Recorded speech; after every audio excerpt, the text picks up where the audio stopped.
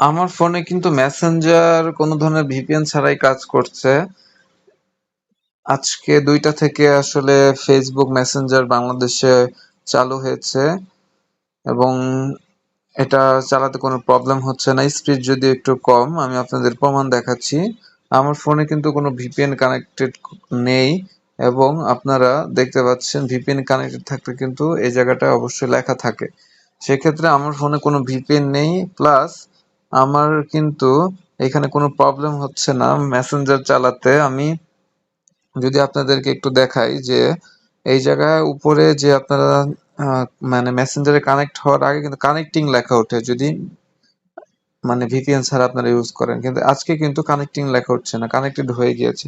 আমি যদি একজনকে মেসেজ দিয়ে দেখাই, আমি একজনকে মেসেজ দিয়েছি, সেটা কিন্তু সেন্ড হয়ে ভিপিএন ছাড়াই চলছে।